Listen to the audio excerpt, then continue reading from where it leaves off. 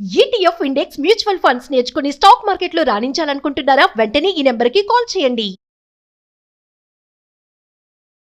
కమనీయ కిశోర ముగ్ధమూర్తే కలవేణు పణితాదృతాననేందో మమ వాచి విజృంభతాం మురారే మధురిం నః కణికాపి copy copy. సూర్యుడు తులారాశిలో ఉన్ననాళ్ళు మనం కార్తీక మాసం చక్కగా జరుపుకున్నాం. సూర్యుడు తులారాశి నుంచి ధనురాశిలోకి ప్రవేశిస్తాడు. ఈ ధనురాశిలోకి ప్రవేశించడాన్నే ధనుస్సంక్రమణం అని, ధనుర్మాసమని, మార్గళి అని రకరకాల పేర్లతోటి చెప్పుకుంటాం.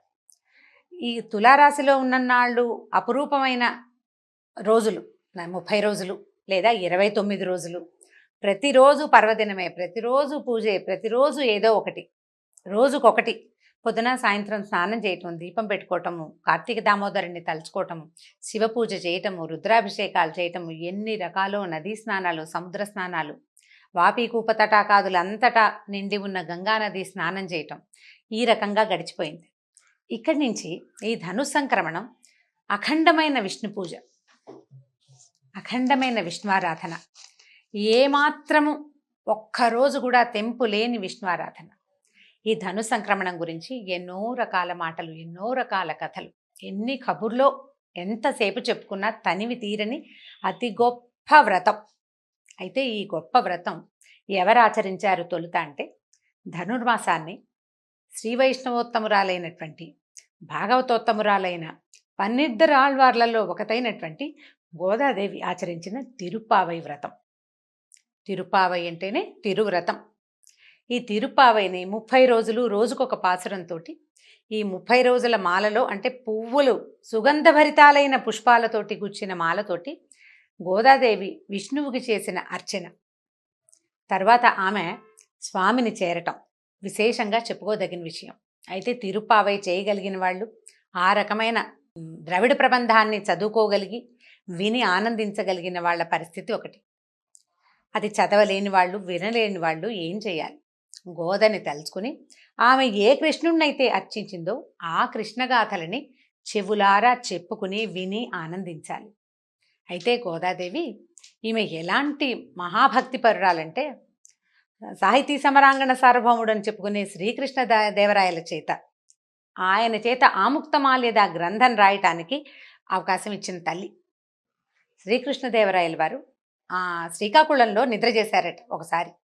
నిద్ర చేస్తే, అది కూడా ఆంధ్ర మహావిష్ణువు దేవాలయం వద్ద నిద్ర చేస్తే ఆయనకి కలలో తెలిసిందట, ఇది వరకు తను విడిచిన మాల ఇచ్చిన ఒక చిన్నది ఉంది శ్రీరంగం దగ్గరలో, ఆమెను గురించిన గ్రంథం రాయి తెలుగులో రాయమని స్వామివారు స్వయంగా ఆజ్ఞించారని, ఆ తర్వాతే ఆయన ఆముక్తమాల్యద గ్రంథం రాశారని అంటారు. ఆముక్తమాల్యద అంటే విడిచి ఇచ్చిన మాల కలది, తను ధరించి ఆ మాలని భగవంతునికి సమర్పించినటువంటి మహాతల్లి గోదాదేవి. ఆమె గురించి చెప్పుకోవటం, ఆమె గురించి, ఆమె చేసిన పూజ, ఆమె ఏ రకంగా అయితే భగవంతుని చేరడానికి ప్రయత్నం చేసిందో అదే రకమైన ప్రయత్నాన్ని చేయగలగటం మన అదృష్టం, మనకి భగవంతుడు ఇచ్చిన అవకాశం. సోషల్ మీడియా వల్ల చాలా రకాల మంచి అవకాశాలు దొరుకుతాయండి. చిన్న చిన్న ఇబ్బందులున్నా ఈ సదవకాశాన్ని తప్పకుండా అందరూ వినియోగించుకోవాలి. అయితే శ్రీ తిరుమల తిరుపతి దేవస్థానం కలియుగ వైకుంఠంగా చెప్పబడుతుంది. అక్కడ కూడా ఈ నెల రోజుల పాటు ఈ తిరుప్పావైనే మన సుప్రభాతానికి మారుగా తిరుప్పావయ్యే చదువుతారు. ఈ నెల రోజులు తెల్లవారుజామునే స్వామికి సుప్రభాత సేవ చేస్తారు కదా, లేక ఈ సుప్రభాతం బదులు తిరుప్పావైనే చదువుతారట. అక్కడి నుంచి అమ్మవారు ధరించిన మాలని శ్రీరంగం నుంచి తెచ్చి ఈ స్వామివారికి ధరింపజేస్తారట. ఈ రోజుల్లో ధనుర్మాసంలో అయ్యవారు ఊరేగేటప్పుడు తులసిమాల ధరించి చిలుకని చేతబట్టి ఊరేగుతారట మలయప్ప స్వామివారు కూడా. అంత విశేషమైన భక్తాగ్రగణ్యురాలు. ఆమెను గురించి తలుచుకుంటూ భాగవతాన్ని మొదలు పెడదాం. అయితే ఈ భాగవతం ఏంటంటే పూర్తిగా కృష్ణగాథలే చెప్పుకోవాలి మనం. భాగవతం అంటే భగవత్ సంబంధమైంది కదా. అందులో 10వ స్కంధం కృష్ణ జననం. శ్రీకృష్ణుడు ఎక్కడ పుట్టాడు, ఎలా పెరిగాడు, ఏ బాల్య క్రీడలతోటి తన చుట్టూతా ఉన్న ప్రపంచాన్ని మోహింపజేశాడు, ఆ కథల్ని రోజుకొకటిగా చెప్పుకుందాం. ఇలాంటి దివ్య క్షణాలలో, ఇలాంటి ప్రత్యేకమైన రోజులలో భాగవతం వినగలగటం అద్భుతమైన అవకాశం. అందరూ ఈ అవకాశాన్ని తీసుకుని ఈ భాగవత రసామృతాన్ని చెవులారా ఆస్వాదిస్తారని అనుకుంటున్నాను. అయితే నేను మొట్టమొదటి చదివిన శ్లోకం శ్రీకృష్ణుడి యొక్క అమృతమయమైన వాక్కులలో, అమృతమయమైన దృక్కులలో, అమృతమయమైన ఆయన యొక్క వేణుగాన అమృతంలో ఒక్క చుక్కైన ఆ తీపి నా మాటల్లోకి వచ్చి చేరాలని కోరుకుంటున్నాను. ఇది లీలాశుకులు రచించిన శ్రీ కృష్ణలీలా తరంగిణిలోని శ్లోకం. వీలు వెంబడి రోజు ఒక ప్రార్థనా శ్లోకం కృష్ణలీలా తరంగిణి నుంచే తీసుకుందాం. సరే చూద్దాం. అయితే ఈ భాగవతాన్ని ఎవరెవరికి చెప్పారంటే వ్యాసుల వారు రచించారు. వారి కుమారుడైనటువంటి శుకుడు పరీక్షిత్ మహారాజుకి ఆయన యొక్క మరణాసన్న క్షణాలలో ఆయనకి శాపం తగిలింది. ఆ శాపం మళ్లించటానికి ఏ అవకాశం ఉందా ప్రయత్నం చేసి చూద్దాం అనుకున్నారు. ఆయన ఒక చోటని రక్షణగా ఆయనని ఉంచి భాగవతం వినడం ఆ ప్రక్రియని మొదలుపెట్టారు. ఈ భాగవతాన్ని శుకులే ఈయనకి తెలియజేశారు పరీక్షిత్తుకి. ఆ సమయంలో పరీక్షిత్ మహారాజు యదువంశం గురించి, శ్రీకృష్ణ జన్మ గురించి ఆయన ప్రశ్నిస్తే ఆయన ప్రశ్నకి అనుగుణంగా శుకుల వారు ఈ సమాధానాన్ని చెప్తూ ఇట్లా కథ మొదలవుతుంది. శ్రీమద్ భాగవతమే డైరెక్ట్గా అందులో నుంచే చదువుకుందామండి. వేరే కొత్తదేది తీసుకురాకుండా వ్యాసుల వారిని అనుసరించే భాగవత కథలోకి వెళ్దాం మనం. అయితే ఈ శుకుడు యదువంశాల గురించి చెప్పారు. ఆహుకుడు అనే యాదవరాజుకి దేవకుడు, ఉగ్రసేనుడు అని 2 కుమారులు ఉన్నారట. అయితే దేవకుడికి 4 కుమారులు, 7 కుమార్తెలు ఉన్నారు. వాళ్లలో చిట్ట చివరిది దేవకీదేవి. అయితే ఉగ్రసేనుడికి కంసుడు, న్యగ్రోధుడు, కంకుడు మొదలైన 9 మంది కొడుకులను, 5 కుమార్తెలు ఉన్నారు. అదే కాలంలో శూరుడు అనే రాజుగారికి మారిష అనే భార్య ఉండేది. వాళ్ళకి వసుదేవుడు మొదలైన 10 మంది కుమారులు కలిగారు. అయితే ఈ రాజుగారి కుమారుడైనటువంటి వసుదేవుడు పుట్టినప్పుడు భవిష్యత్తులో ఇతడు విష్ణువుకి తండ్రి కాబోతాడని ఆకాశం నుంచి తప్పెట్లు, భేరీలు, దుందుభులు వాటంతటా అవే మోగినాయట. ఆనక దుందుభి అని పేరు పెట్టేవారట. అందరూ ఆయన అట్లా పిలిచేవారు. ఆ పిల్లవాడు జన్మించంగానే ఈయన విష్ణువుకి తండ్రి కాబోతున్నాడు అని ముందుగానే తెలిసిందట. ఈయన మహానుభావుడు, ఇలాంటి ధన్యాత్ముడని ముందు ఆయన పుట్టినప్పుడే తెలిసింది. ఈ ఆనక దుందుభిగా పేరు పొందినటువంటి వసుదేవుడికి మన దేవకీదేవినిచ్చి వివాహం చేశారు.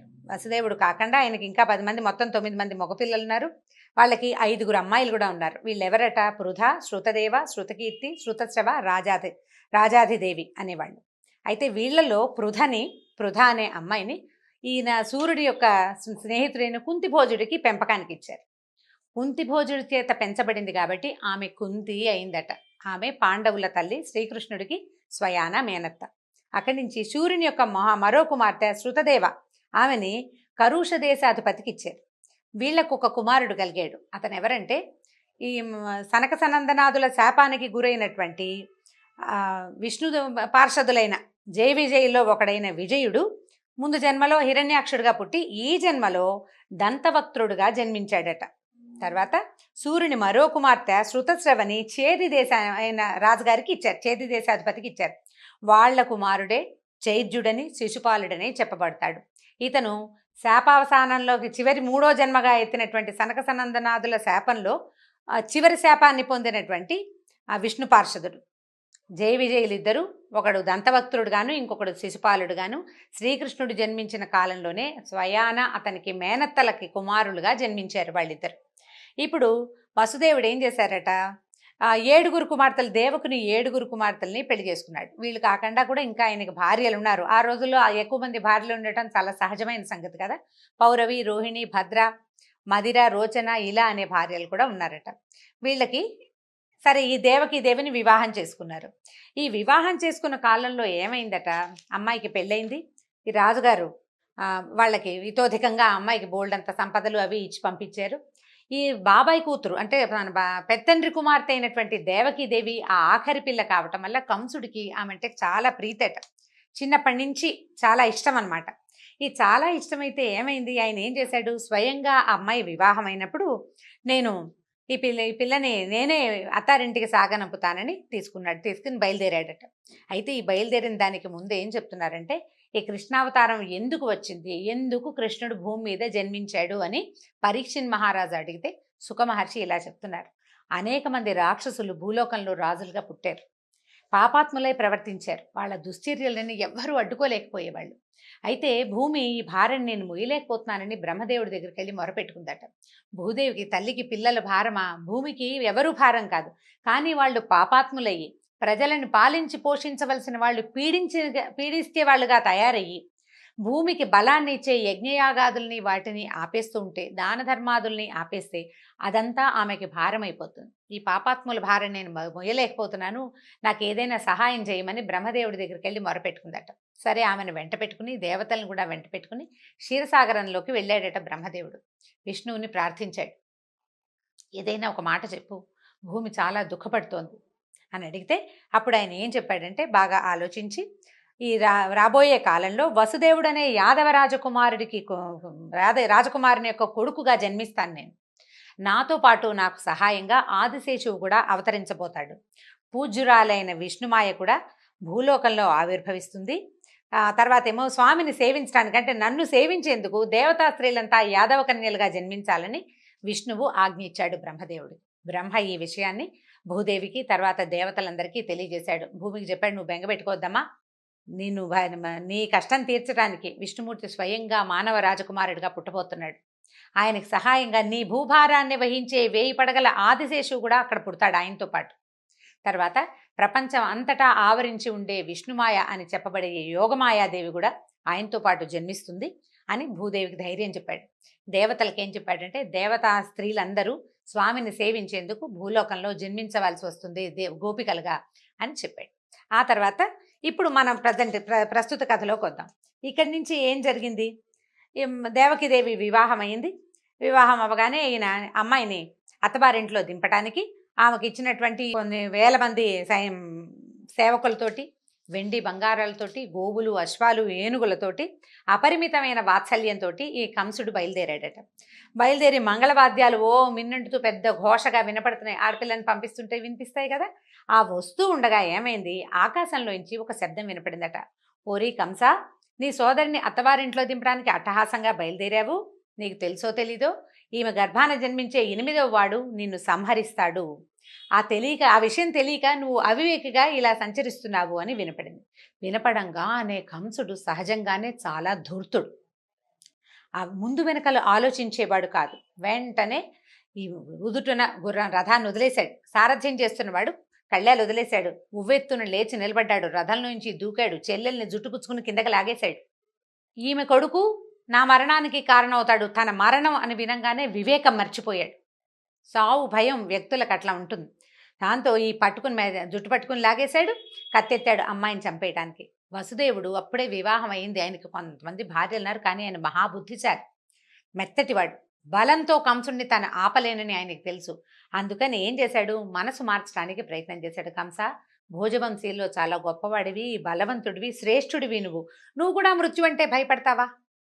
పైగా ఏదో గాలి మాట, ఆకాశంలో వినపడిన మాటకి భయపడి చెల్లెలు, పైగా అమాయకురాలు, నీకు ఎంతో ప్రేమ, నీకు చెల్లెలంటే కూతురు లాంటిది, కొత్త పెళ్లి కూతురు, పసుపు బట్టలతోటి ఉంది, నువ్వు ఇట్లా జుట్టుపుచ్చుకుని లాగితే పిల్ల బెదిరిపోయి భయపడుతోంది, ఇలాంటి ఆమెను వధించచ్చా నువ్వు? పైగా మృత్యువు ఎవరికి తప్పుతుంది? ఏ మానవుడికైనా మృత్యువు తప్పుతుందా? నీలాంటి మహావీరులు మృత్యువుకి భయపడతారా? ఒక మాట విని ఇంత పని చేస్తావా అని చెప్పి ఆపబోయాడు. కాతే మరణ భయంతో తనకి మరణం వస్తుందన్న మాట వినేసరికి ఉద్వేగానికి లోనైపోయిన కంసుడు వినలేదు. ఎందుకంటే ఆపాటికే కంసుడు నరమాంస భక్షకులతో చేరిపోయి ఉన్నాడు. అతని స్నేహితులందరూ మాంసభక్షకులు. సత్ప్రవర్తన కలిగిన వాడు కాదు, క్రూరుడు.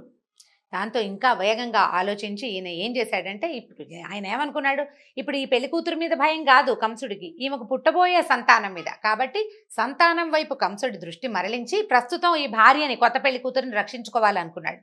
ఆయన ఏం చేశాడు, ఆలోచించుకుని వెంటనే ఏం చెప్పాడు, పైగా భయపెట్టినా నీకు మరణం తప్పదు లాంటి మాటలు మాట్లాడకూడదు, నిన్నేం చేస్తానో చూడు అనడానికి ఇతనికి అంత శక్తి లేదు, అతను ఇంకా మహాబలవంతుడు.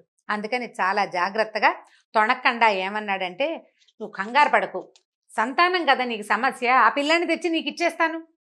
మీ చెల్లెలేం చేసింది మధ్యలో? పైగా ఇప్పుడు నువ్వు తొందరపడి చెప్తే చంపేసావనుకో, స్త్రీ హత్య, సోదరి హత్య, కొత్త పెళ్లి కూతురు, నలుగురిలో ఇప్పుడే బయలుదేరావు, ఇంతలోనే నువ్వు ఇలా హత్యలకి దిగితే నీ గ్లామర్ పోతుందని చెప్పి బెదిరించాడు. అంతే అనమాట. అది మంచి మాట.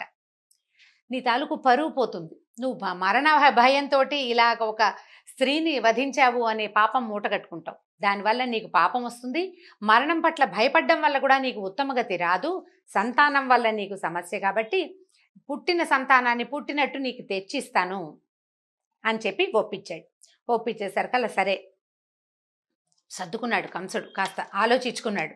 అందరూ తన వైపే చూస్తున్నారు. పరువు పోతుందన్న మాట అక్షరాల నిజం. తండ్రి తల్లి అందరూ ఏమంటారో, చుట్టుపక్కల ఏమంటారో, నగర పెద్దలు ఏమంటారో 4 ఆలోచించుకుని సరే వసుదేవుడు చాలా మంచివాడు, బుద్ధిమంతుడు, పైగా ఆనకదుందుబిగా పేరు పొందినవాడు, కాబట్టి అతని మాటని ఒప్పుకోవాలనుకుని ఏం చేశాడు కంసుడు, అమ్మాయిని వదిలిపెట్టేశాడు. అత్తవారింటికి పంపేశాడు. దేవకిదేవి వసుదేవుడు వాళ్ళ ఇంటికి వెళ్ళిపోయారు. కంసుడు స్థిమితపడి మళ్ళీ తన పని చూసుకున్నాడు. ఇంకా కొంతకాలం జరిగిన తర్వాత ఈ మన దేవకీదేవికి మొట్టమొదట ఒక కుమారుడు పుట్టాడు. కీర్తిమంతుడు అనే పిల్లవాడు. అయితే ఈ వసుదేవుడు ఏం చేశాడు, అన్న మాట ప్రకారం పిల్లవాడిని తీసుకొచ్చి కంసుడికి అప్పచెప్పాడు. అప్పటికి కంసుడికి భయము తగ్గిపోయింది. మనం వినగానే ఒక కంగారు వస్తుంది, ఉద్వేగం వస్తుంది వ్యక్తులకి. కొంతకాలం గడిచేసరికల్లా ఏమవుతుందిలే, ఏదో ఆకాశంలో వినపడింది, ఏమవుతుంది అని కొంచెం కాస్త నిదానించాడు. పైగా అష్టమ గర్భం తన మరణానికి కారణమవుతుందని తెలుసుకున్నాడు. దీంతో ఏం అవ్వదు అని అనుకుని ఏం చేశాడంటే, మొదటి పిల్లాడి చోట ఏముంది, 8వ పిల్లాడు కదా బావా, అప్పుడు తీసుకుందాంలే, అప్పుడు చూద్దాంలే, నువ్వు పిల్లవాడిని తీసుకెళ్ళిపోమని పిల్లాడిని వసుదేవుడికి ఇచ్చి పంపించేశాడు. ఈ వెనక్కి వెళ్ళాడు కానీ వసుదేవుడు ఈయన్ని నమ్మల, కంసుడిని నమ్మలేదు. వీడి బుద్ధి ఏ క్షణాన్ని ఎటు తిరుగుతుందో తెలీదు. వాళ్ళ చంపేస్తానన్నవాడు ఇవాళ సర్దుకున్నాడు, ఇవాళ పంపేసిన వాడు రేపు మళ్ళీ రమ్మంటాడేమో తెలీదు అని ఆ భయంతోటే మెల్లిగా ఇల్లు చేరాడు వసుదేవుడు. ఇంతలో నారద మహర్షి కంసుడి దగ్గరకు వచ్చాడు. వచ్చి ఏం చెప్పాడంటే, 8వ పిల్లవాడు నీ మరణానికి కారణమవుతాడు, ముందు పుట్టిన 7గురిని గనక ఉంచితే వాళ్ళు 7గురు సహాయం చేయరాని వాడికి, కాబట్టి ఇది తెలివైన పని కాదని, అస్సలు శత్రుశేషం ఉంచకూడదని ఖచ్చితంగా చెప్పాడు. పైగా ఇంకా ఏం చెప్పాడంటే, నందుడు గోకులంలో ఉన్న వాళ్ళందరూ, నందుడు నీకు అక్కడ గోకులాలు ఉన్నాయా, వాట్లలో ఉన్న వాళ్ళు యాదవులు, వాళ్ళ స్త్రీలు అందరూ మానవ రూపంలో ఉన్న దేవతలు. రాక్షస సంహారం కోసం విష్ణువే దేవతల్ని ఈ రూపంలో పంపాడు. కిందటి జన్మలో నువ్వు కాలనేమి అనే ఒక రాక్షసుడివి, నిన్ను విష్ణువే వధించాడు. ఈ జన్మలో కూడా నీ వధ విష్ణువు వల్లే జరుగుతుంది. అక్కడ పుట్టబోయేవాడు సాక్షాత్ విష్ణువేనని నారదుడు బుప్పందించేశాడు కంసుడికి. దాంతో ఇక ఎంతమందినైనా చంపేసి తన ప్రాణాలు కాపాడుకోవాలనుకునే పాపాత్ముడు ఇతను కంసుడు. తనకి మరణం తప్పదు, మానవుడికి మరణం తప్పదు, ఎలాగూ పోతాం కదా అని అనుకోలే. వాళ్ళని చంపైనా ప్రస్తుతానికి మనం బతకాలని భావించాడు. దాంతో వెంటనే ఏం చేశాడు, ఆ చంటి పిల్లవాడిని మొట్టమొదటి ప్రథమ సంతానమైన కీర్తిమంతుడిని వధించాడు, చంటివాడిని. అక్కడి నుంచి వీళ్ళిద్దరిని చెరసాలలో బంధించాడు. తండ్రి ఈ పనికి ఒప్పుకోలేదని కేకలేశాడని, ఆయన తన్ని బంధించడానికి పూనుకున్నాడని ఉగ్రసేన మహారాజుని కూడా చెరసాలలో బంధించాడు. తండ్రి రాజ్యానికి తానే రాజై మధుర రాజ్యంగా, అది మధుర రాజధానిగా ఆ రాజ్యాన్ని పరిపాలించడం మొదలుపెట్టాడు. తర్వాత ఏం జరిగింది, శ్రీకృష్ణ జననం ఎలా జరిగిందో వచ్చే భాగంలో తెలుసుకుందాం. నమస్కారం.